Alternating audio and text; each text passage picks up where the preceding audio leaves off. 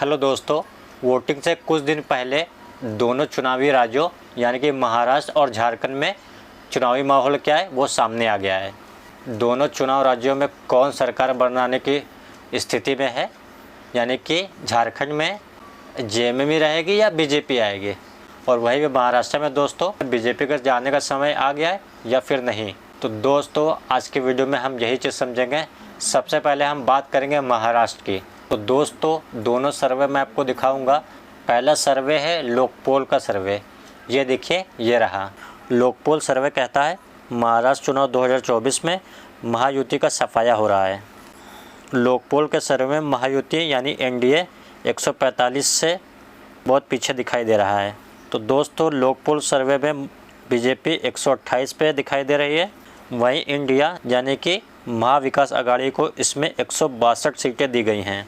लगभग 46% vote India के उसमें पड़ता हुआ दिखाई दे जा रहा है दोस्तों, और अन्य के खाते में ज़्यादा से ज़्यादा 14 सीटें दिखाई दे रही हैं। तो दोस्तों अब हमारे पास एक लोक नीति का भी सर्वे है।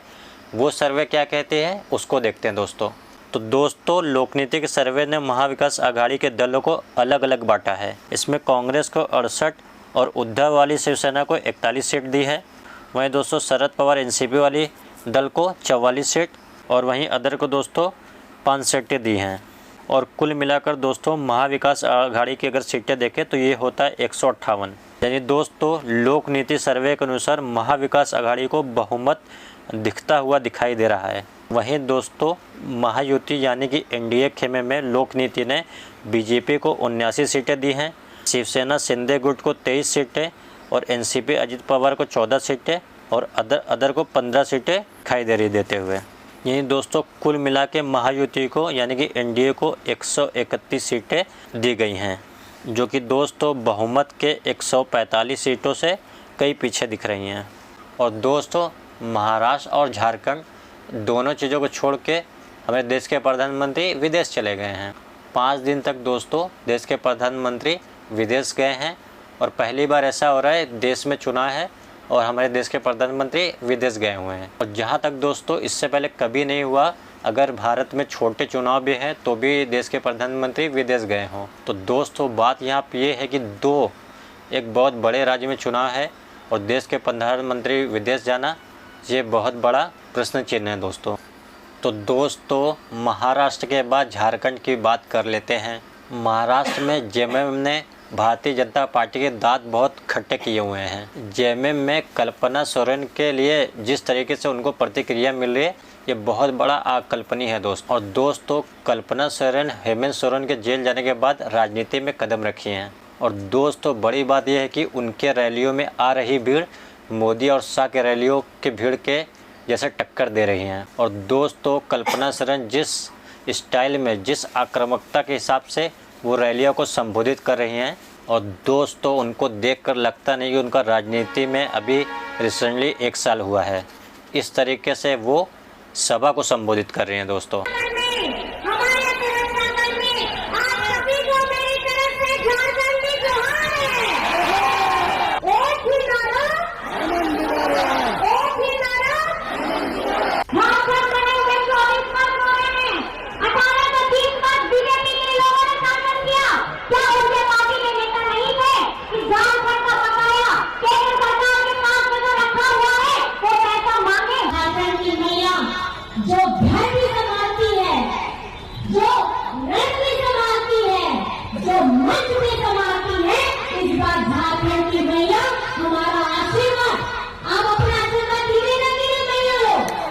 तारीख को 1 नंबर का बटन दबा करके तीर धनुष में उसमें बटन दबा करके अपना प्यार जताना है। और अब दूसरी तरफ दोस्तों हेमंत सोरेन ने कमाल संभाली रखी है। मोदी और शाह की जोड़ी को कल्पना सोरेन और हेमंत सोरेन की जोड़ी ने मात दे रही है। और दोस्तों झारखंड में आज की तारीख में इंडिया का पल्ला भारी दिख रहा है।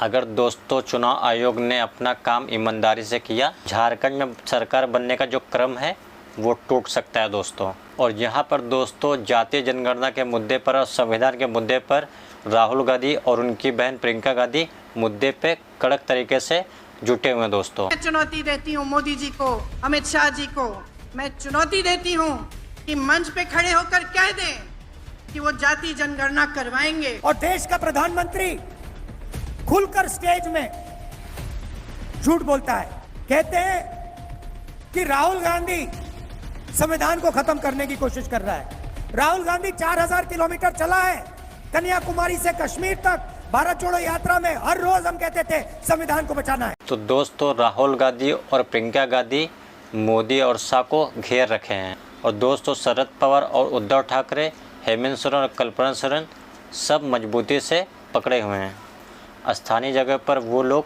टूट पड़े हैं।